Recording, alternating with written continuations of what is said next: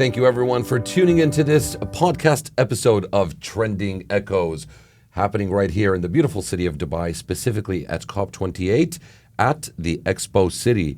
We're also joined by a very interesting and amazing guest, which I'm excited about. We are here with the chairman of the Energy Institute in the Middle East, Dr. Waddah Al Hashimi. دكتور أهلا وسهلا بك. أهلا مرحبا فيك. شكرا على حضورك. الله يحفظك الله يحفظك. دكتور طبعا event happening right now. It's probably one of the biggest events يعني بهذه السنة, COP28, right here at the Expo. Many world leaders. What is your thought currently on the event taking place? Are we able to make an impact this time around? Do you have a positive outlook? Tell us your thoughts on the event. Okay, all right. So, Bismillah. Thank you very much, firstly, for inviting us across. It's very interesting and to be part of this COP happening, obviously in the UAE, and happening at this time of the year, and happening at this time in sort of human history, and a lot of expectations. I think big expectations from a lot of people about what's going to happen, and should تكون مخرجات, what are the things that we're gonna come out from this COP. And we can already see the UAE playing a very important leading role in setting up funds and talking about in investing into funds to help with what we would call the just energy transition. And I think it's extremely important to talk about that, and I think it's important to address the climate change issues in a very pragmatic way as well. So yeah, very exciting times, and I really do think that we're gonna come out with some tangible, inshallah, recommendations, and but it requires collaboration. The real impact is going to come as we see the nations coming together and collaborating more towards this. We can see in the last 20 years that there's been slowly but surely a better collaboration between different nations. However, there's so many other aspects, socio-political, socio-economic pressures and issues, some of the destabilizations that's happening around the region, around the world, which is also going to have, I think, not such a positive impact on the speed of change. But anyway, but that is, as they say, c'est la vie, Right. دكتور, برأيك يعني ما هو مقياس نجاح هذا الإيفنت?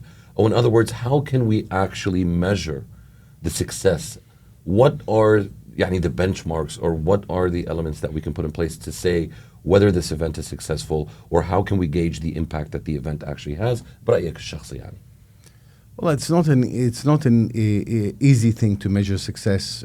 Immediate success would be obviously the kind of MOUs, the kind of recommendations which have been adopted, the kind of things that countries would sign up on. But just because they've just signed up on and put the when we signed up for the 1.5 degrees and the SDGs, that was a great success. Now, if you measure the success over time and see, okay, where are we right now from where we wanted to commit? So there's been some really good progress on certain SDGs, but in other SDGs, obviously, we've struggled, right? So the success, the overall success, will only be measured in the time to come. That's the difficulty. But in terms of the success of the conference itself, obviously, if the parties come together and agree to certain initiatives and certain collaboration that they're going to move forward with, and certain commitments surely on that. The other thing about this COP, which they've been talking about right from the beginning, which is very, very good, is leave no one behind. And I think the UAE, mashallah, have been extremely vocal with saying, well, look, there has to be an energy transition.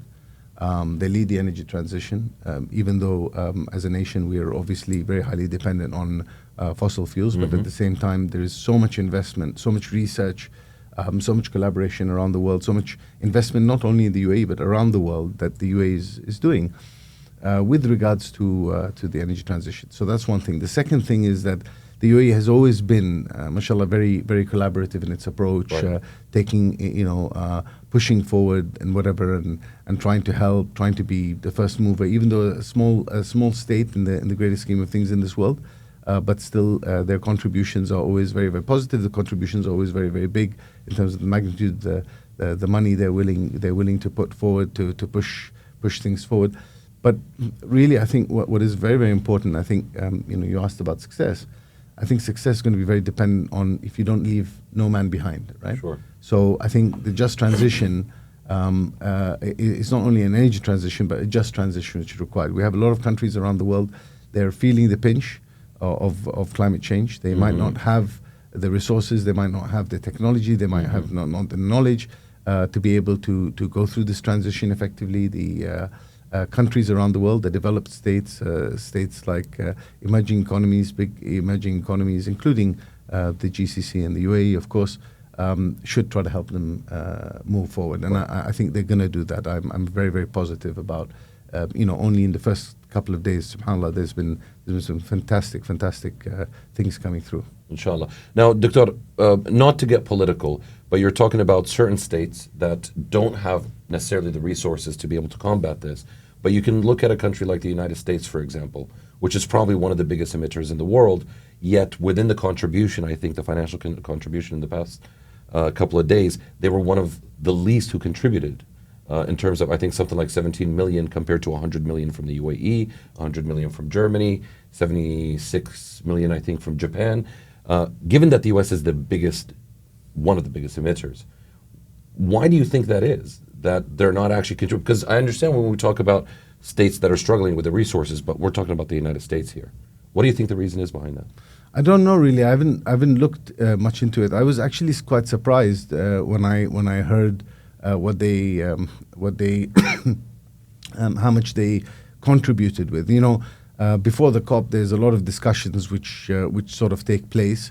The States is obviously funding a lot of other things, and again, I don't want to get too political, but they're funding a lot of things around the world at the moment, and maybe that's what they budgeted for. But sure. Regardless, I mean, the fact that they've actually contributed towards this means that they're very much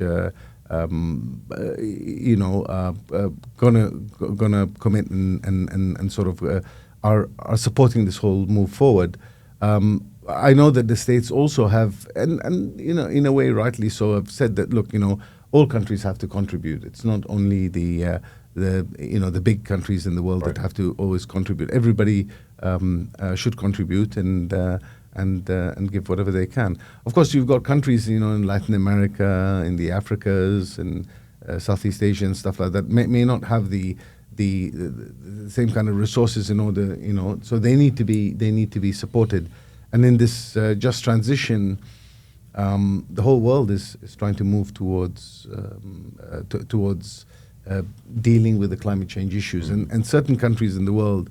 It's really very interesting. I studied environmental engineering. I'm an environmental engineer by training, and I remember many years ago, before I became an environmental engineer, so I went to study in the UK, and I remember there was this big issue. I don't know if you remember how old you are, but you look very young anyway. 43. 43. I'll be 43 in a couple of days, actually. So we're not far from each other. So you remember this thing called acid rain? Of right? course. Yeah. So the acid rain caused by sulfur, right, in the atmosphere? Sulfur that was coming out, emitted, and then it was mixing with the rain. It was causing sulfurous acid. Right. And the sulfurous acid was, the problem is the rain that was coming down was actually, it was slightly acidic, and it was, a lot of buildings, ancient and historical buildings around different places in Europe, and it was really, really damaging that very old and very important heritage and infrastructure. And therefore there was a big move towards, look, we have to deal with this. Now the biggest emitter at that time was places like the UK. At the same time, the rain, obviously because of the winds and all that, the rains were dropping somewhere else. So you produce something somewhere, and then it affects another part of the world. So that's the story of climate change in a nutshell, right? So the climate change is, and I don't think that climate change is only caused by human activities, but I think it's a natural. I think there's a bit of science around this that there is also some natural reasons why this is happening. The people who don't want to address the issue of dealing with climate change, they say no, this is completely natural. and the people who are they go to the other side. They say no, everything is caused by human beings and climate change. And I don't think it's a bit of a mix of both. But it's very, very complex. It's not simple. The world today, geologically, whatever the atmosphere, it's not the same as 20 years ago. Things have been affected and changed. Interestingly, all the people who said that we went beyond we crossed the red lines and we went to the point beyond return.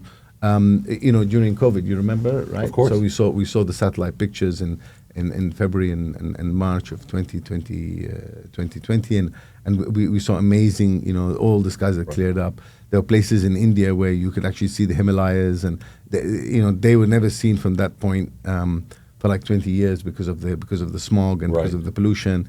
But subhanAllah, I think it's reversible. And I think we need to believe that it's reversible, and we need to understand, and we need to play a balanced role in dealing with the climate change issues. I really appreciate how you're kind of looking at things from both ends of the spectrum, let's call it, with people who believe it's one thing versus the other extreme, but then also being able to understand that it is complicated, and I tend to agree with that. Now, I would like to talk about something that I mentioned, that I noticed earlier, the UAE's transition. We understand that the UAE has been quite progressive in its journey to sustainability, especially compared to a lot of the surrounding countries. Yep. How far do you think the UAE has come, and where do we expect the UAE to go or to be in the near and long-term future in terms of the transition? Well, we don't know where it's going to be. The one thing we are sure of is the UAE has been making commitments for the more than a decade now towards moving towards bringing in more renewables into the energy mix. I think the policy has been very, very clear from the Ministry of Energy and Infrastructure that we are balancing this transition. The transition is a transition, and a lot of people don't understand transition. Transition is that you don't switch off and then switch on tomorrow. It needs to be sort of a slow switch off.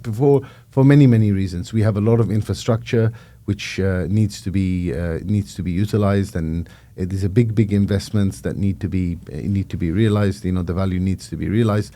Sometimes we need to repurpose the infrastructure.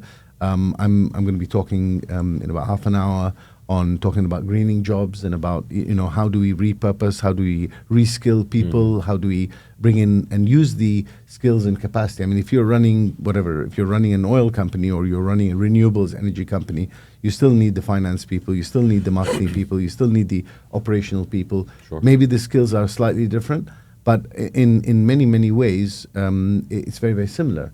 So the question of the repurposement is sometimes easy in certain areas and sometimes more challenging in other areas. But the most important thing is to have that will. And I think the UAE has demonstrated the will. You can see already, the installed capacity for solar, for example, has been increasing. I can't remember what's the installed capacity right now, but it's quite big, quite substantial.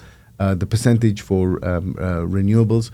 Obviously, the UAE has also had the policy of gas or natural gas being sort of the natural transition bridge, which is the right way because it is it's still fossil fuel, but it's a lot cleaner. Right. And we're trying to fill that gap, but we're really accelerating the investments into that. At one time, actually, we had reached something like, I don't know, kind of about 5.5 cents per kilowatt hour with the solar. 5.5, sorry? Cents, I think, per kilowatt hour, which at one time was a record. Obviously, it didn't last too long because mashallah, the Chinese came in and they broke that record very, very quickly. But we had reached that record. This was a few years back.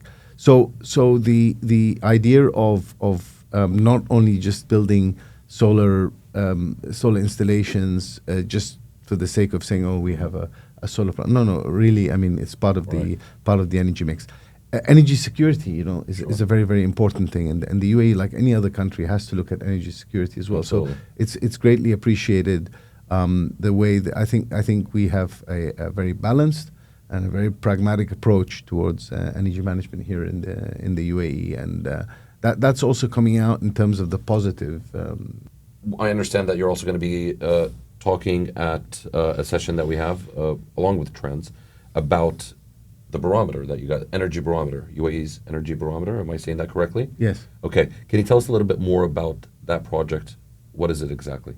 Okay. So sometimes, called the barometer study is similar to what we call a climate survey.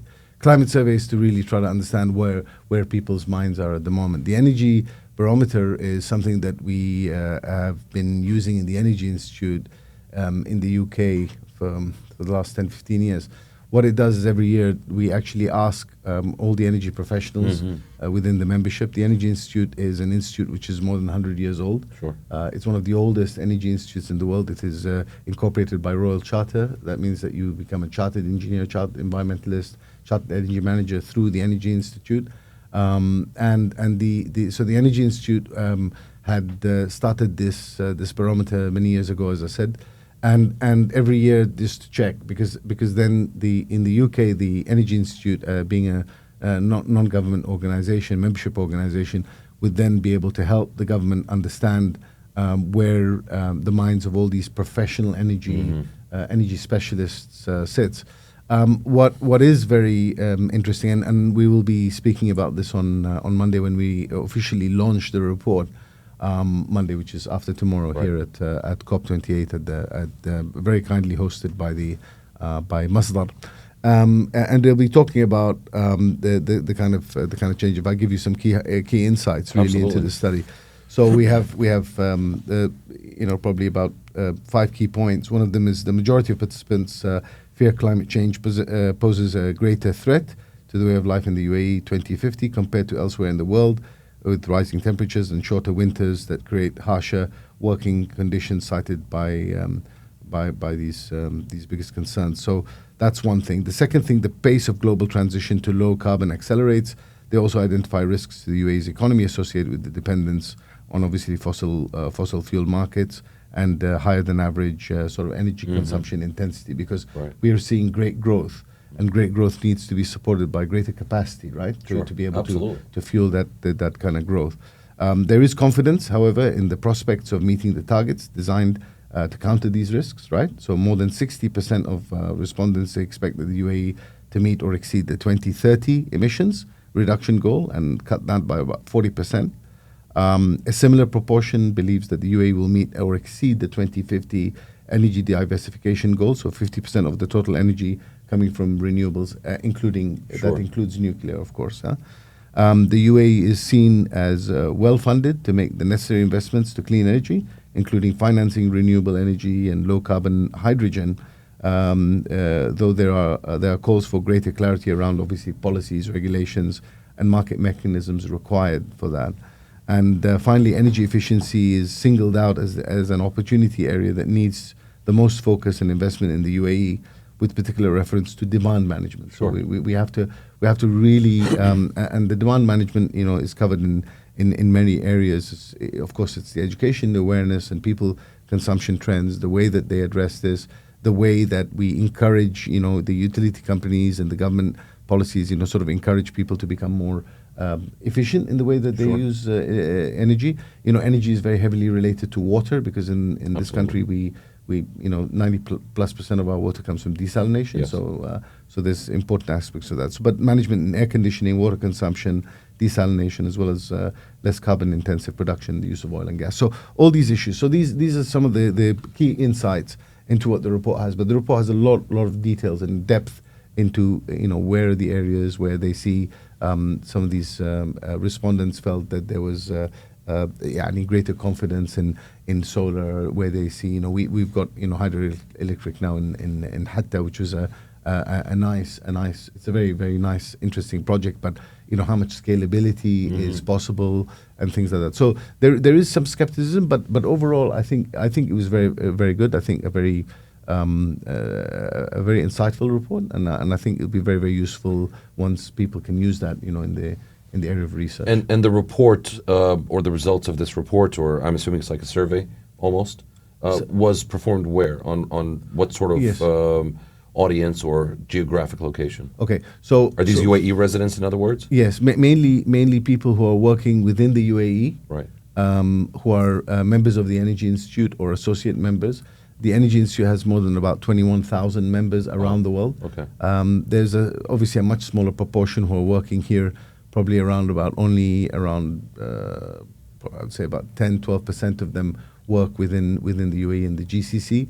And of course, in surveys, I think this survey we got a response rate of, I can't remember, it was around about 15 or 18%, which is not bad for surveys. But then what we did is we followed with a sequential mixed methods approach to our research. And so what we did is we found out what the surveys was telling us. We did focus groups. We also did a launch where we brought in people, where we used a Mentimeter. So we used different data points, and we used that.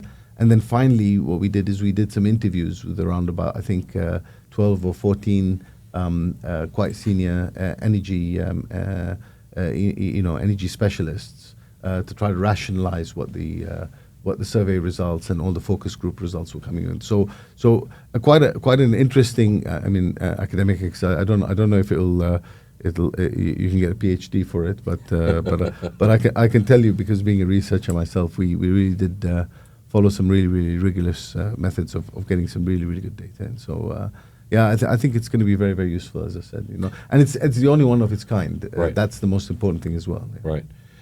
Now, Doc, let's quickly talk about, for the lack of better terms, let's call them the next generation, right?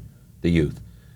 How much do you think we are actually doing towards the next generation in order to educate them, or maybe let's call it sustainable literacy, right? How much are we actually doing, and how much more could we do for the next generation to be able to adopt what is being put into place now? Let's call it some sort of foundation, right? How much can they actually adopt, and how can they move forward? What do we need to do from our side? I think what we need to do from our side is empower them and actually allow them. With all due respect, Umar, these younger generation are the ones who are actually pushing for this more. We're the ones who are a bit more conservative and saying, okay, we need to do this, because we tend, as we grow older, to become greater stability and not disrupting things too much. But younger people have got greater amount of disruptive thinking by nature, and therefore, but they have a lot of ideas, they have a lot of innovation, they have a lot of great thought. I see this in my kids. They have an awareness of, like, for example, the amount of energy they're using or the resources that they're using. I mean, I'm very lucky to be the father of the UAE's youngest twin chefs at the age of 13, becoming certified commis chefs, and they do a lot of workarounds. And even when they did their diploma, they were talking to me because of my background in some sustainability, and I remember my daughter talking to me about, hey, Dad, this thing about sustainability, this, and trying to explain to the concepts. And it's amazing that these concepts are actually quite natural concepts. They're natural concepts, and natural concepts that they understand. Sure. So we don't really need to teach them the concepts. We just need to give them the empowerment. We need to give them the psychological safety to explore and push and with the greater innovation. Because as you grow older, I mean, people ask me, so how did your kids become chefs? I said, actually, because they became chefs at the age of 13. They said, wow, it's very difficult at the age of 13. I said, no, actually, the fact that they were 13 probably made it easier for themselves. Because if I wanted you to start doing something new, Umar, right, you'll probably say, no, I might fail. It's a bit harder at an older age. It's a bit harder, yeah. You say, well, no, because we have this propensity to try to avoid doing things because we fear failing. Absolutely. Right? But with the younger kids, they're not like that. There is no fear. They just go out and just do it. Not to get off topic here, but I do want to mention this. What you're saying is absolutely true and amazing. And I actually noticed this the other day. So at my studio, I've interviewed some amazing, well-known global names, from Tony Robbins to Steve Harvey, Bill Gates. The list goes on, right? And I've done these interviews on the behalf of Forbes. a lot of people who just step a foot into the studio tend to get really nervous. You know, you got the spotlights, you got the stage, you got everything else. And it's interesting because my son was with me not too long ago. And I told him, I said, would you like to do an interview? And I was telling him how many people sat in that exact chair. And he was thrilled. And it was very natural. He's 7.5, mind you. But it really got me thinking how at a younger age you're willing to take those risks or initiatives or steps, whatever it is, but we become less considerate of the opportunities once we get older because of the fear aspect. So, of course, so we need to guide them, we need to support them, we need to give them the psychological safety. There's a lot of stuff. I'm also the chairman for the UAE Chapter Advisory Board for the Board Directors Institute, GCC, and just a couple of days ago I was at the Hukama Institute conference. And one of the things that we were discussing, the measurement of intangibles, right? Intangibles. And so one of the things about the intangible value that companies bring is obviously driving that change in the younger generation, the social value that the organization brings, and how do you measure that, the goodwill, etc., and all the CSR stuff that's pushed forward. So.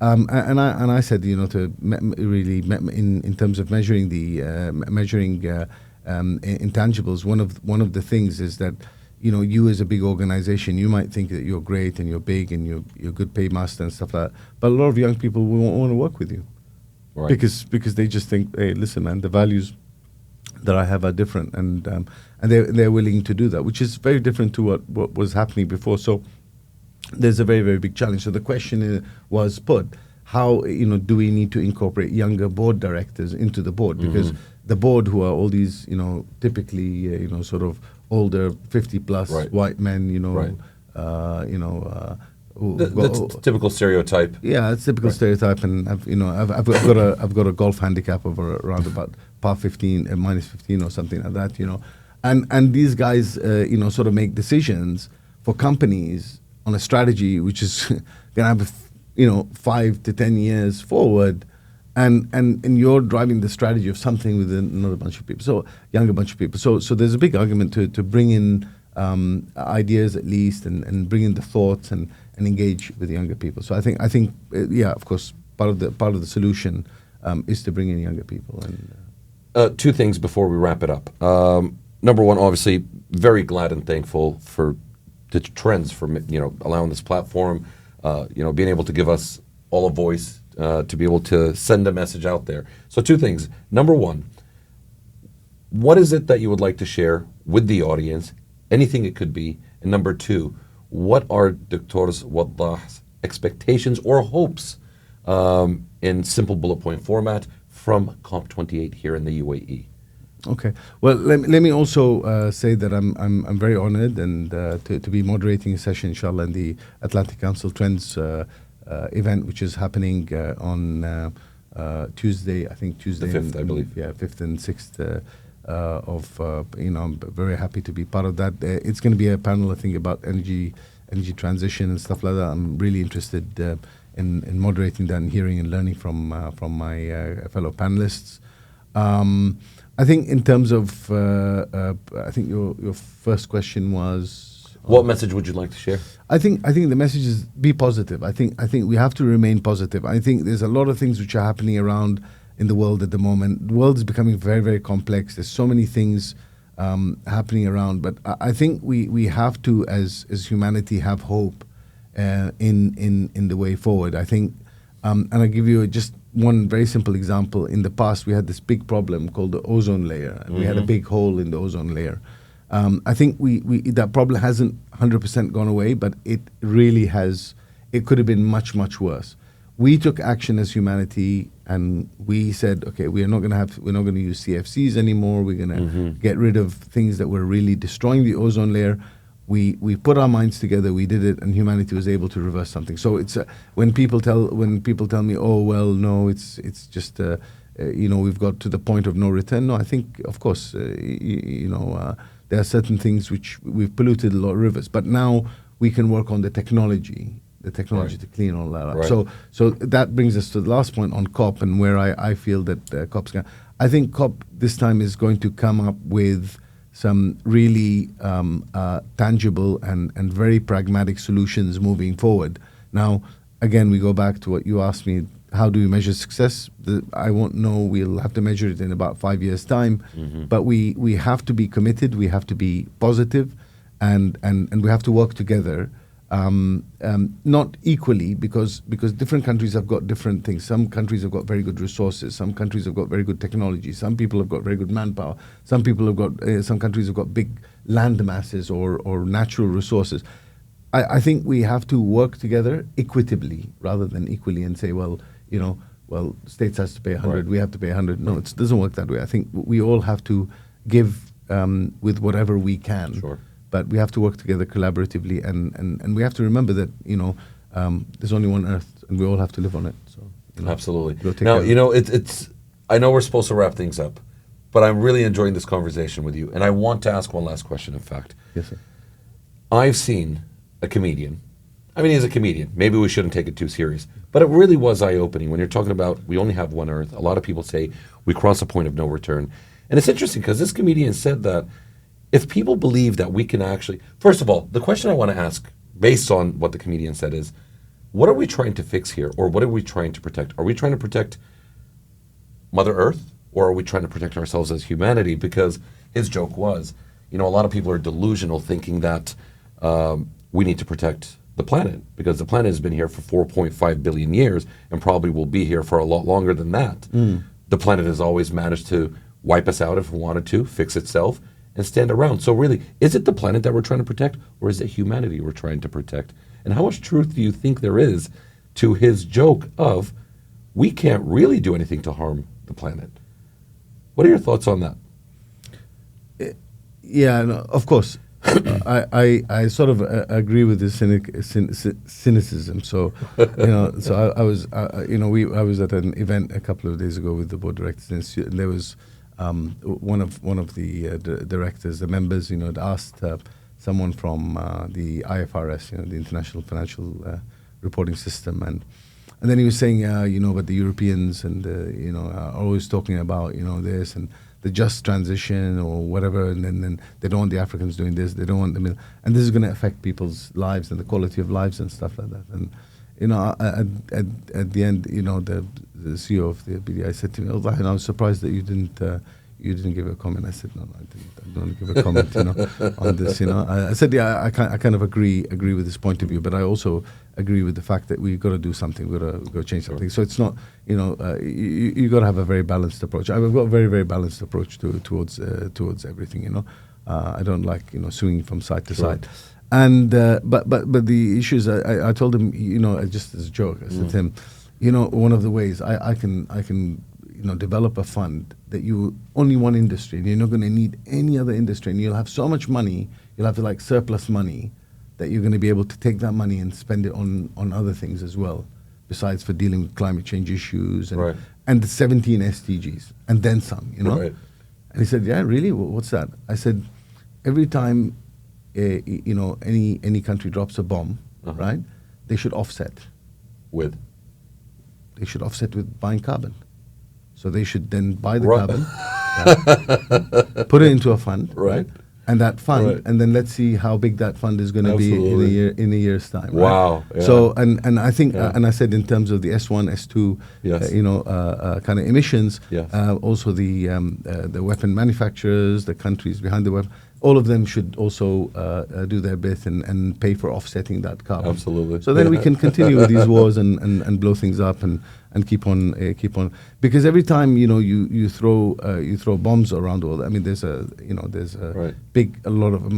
huge amount of pollution, huge amount of thermal energy which is released. And then we talk because a lot of people become very skeptical. They say, well, you want me to change my car from a petrol car to an EV car, which requires so much energy to actually manufacture the car, the batteries, all these issues that go back to mining. It's a very, very complex issue.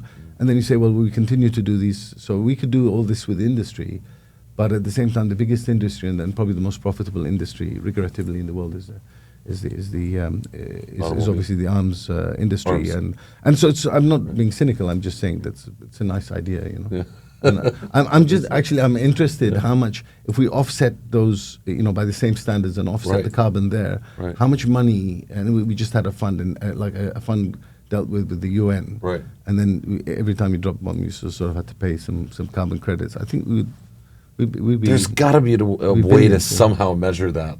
Yeah. And I'm kind of worried now that you might have given me something that's going to keep me up at night, just trying to calculate. But, Doctor, thank you very much. It was an absolute honor for being here. Ladies and gentlemen, there you have it. What a wonderful conversation with Dr. Waddah Al Hashimi. Thank you, ladies and gentlemen, for watching this episode of Trending Echoes right here from Dubai. And we'll see you in the next episode.